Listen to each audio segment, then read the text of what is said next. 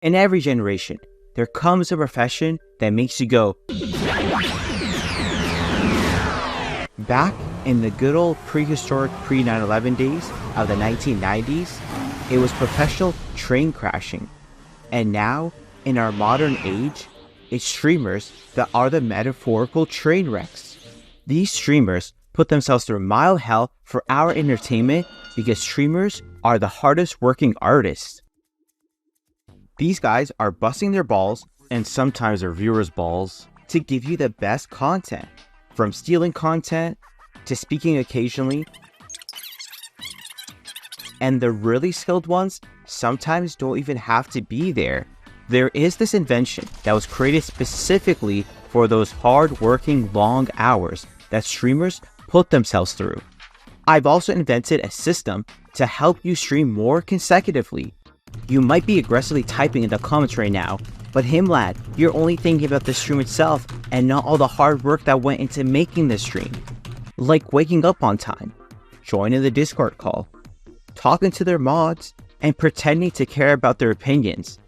Remembering to unmute mic, and most importantly, committing alleged crimes, yet getting away with it. You guys just don't understand how hard it is to allegedly commit a crime and get away with it. The skill, the passion, the gaslighting. Not just any schmuck can be a top-tier psychopath.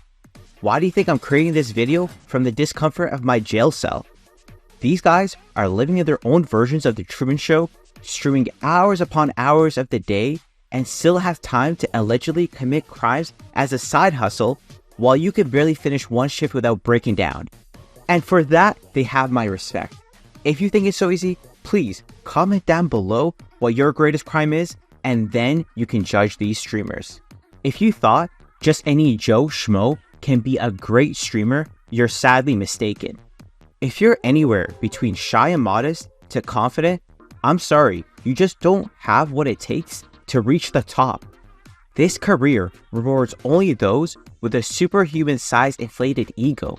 It's a tough balancing act, where you have to believe that your words actually matter, but also never hold yourself accountable to avoid any and all criticism. Dude, what am I supposed to do? Die? Like, I don't understand. You need to be so out of touch. Not only do you believe that the universe revolves around you, but you are the universe itself. Pakistan, Iraq, Afghanistan. These are the top travel destination spots for the average American, as we can see by how often they are seen there. Trust me, if you go, you'll never want to come back. But what if I told you these streamers have to live somewhere worse than any of these spots combined? LA.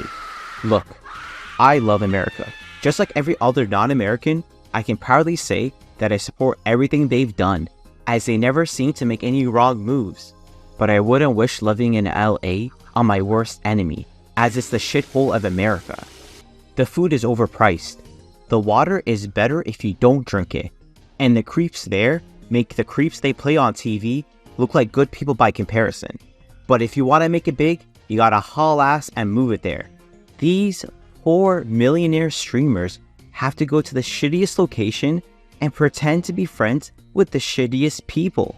The toll they put on their bodies just to give us the highest quality content that can't be reproduced in any other bedroom is commendable. No other group of people have been marginalized more than these streamers. Honestly, these guys remind me of this modern day philosopher that I'm a huge fan of. In the streets, he's known as Kanye West. See, this guy would drop fire bars like he's in prison, but every now and then, his alter ego would slip out. And just like everyone else around the world, I am a huge Kanye fan. I respect the things he's done and said so much, but lately, he's been posting cringe on main. I want to deplatform and banish this guy to the Shadow Realm as much as the next guy for his wild and outlandish tweet where he said, "I believe Drake is the greatest rapper alive."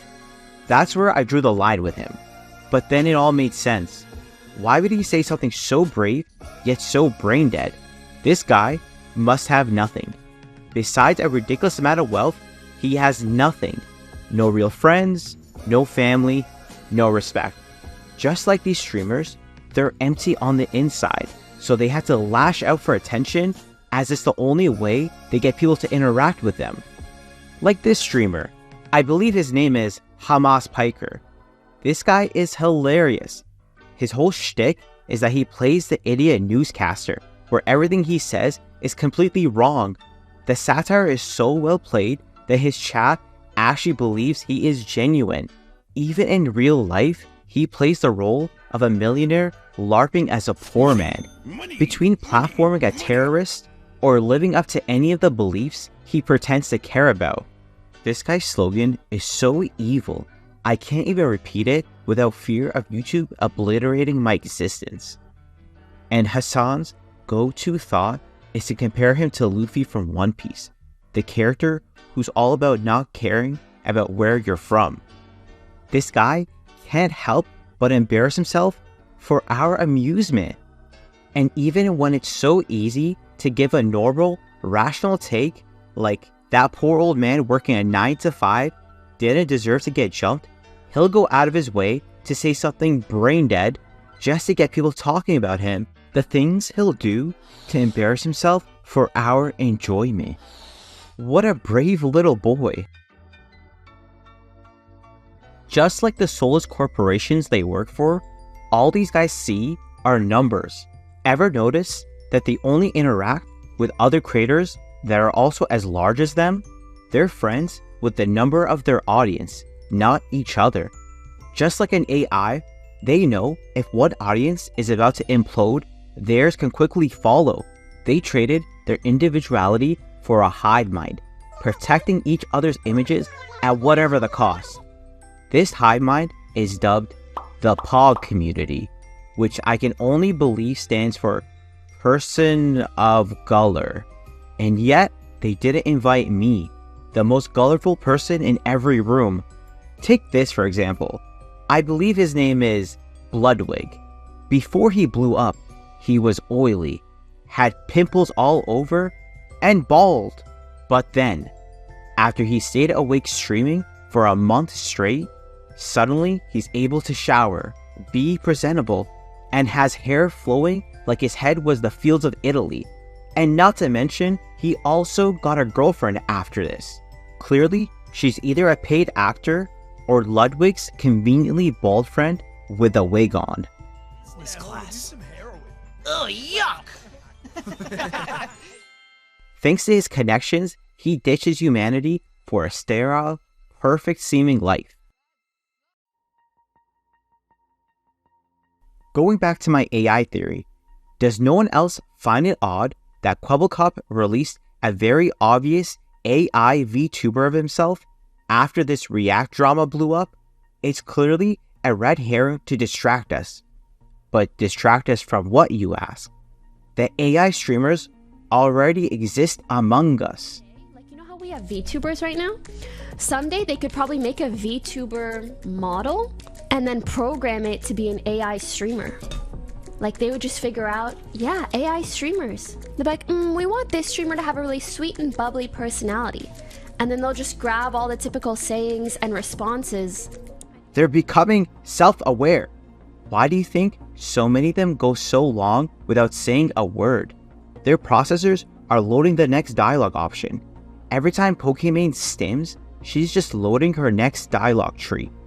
Everyone thinks SSS Sniper Wolf is reusing her clips to pass the 8-minute mark to make more money. Bitch, no. She's a robot.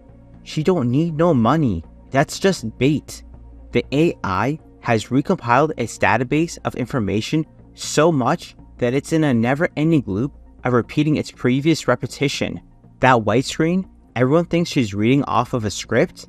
It's actually a dead pixel, revealing to us a window into her soul. Empty.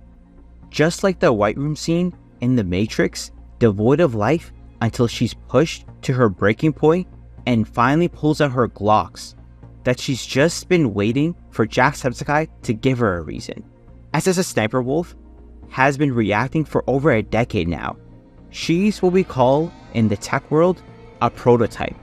Most likely, she doesn't have Bluetooth to access the mother base and can only regurgitate what little life she's lived.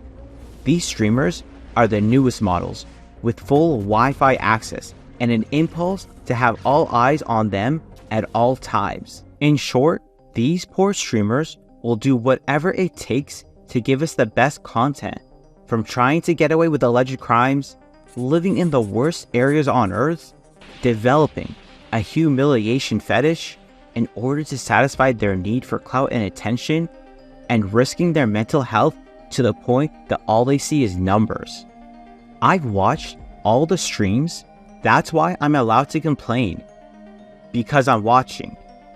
And supporting them by watching. Wait, am I enabling these streamers to do nothing because I watch them do nothing? Am I the problem here? Is it bad to be parasocial? But I was there when Ludwig did his 1 month subathon, and I imagined I was his car's race bed that he slept in. I was there when Hasan gave a good take. And I loved watching Fusely's guitar solo. Just because I watch only the React content doesn't mean I don't want them to do anything else. Sure, I won't watch it, but it'll make me feel better about myself. Because obviously, these streamers stream for me and no one else. Is it my fault I'm in their streams all day long because it feels like I have actual friends? No. No. And don't even get me started on VTubers. Those ugly ass motherfuckers hiding behind a mask. Pathetic.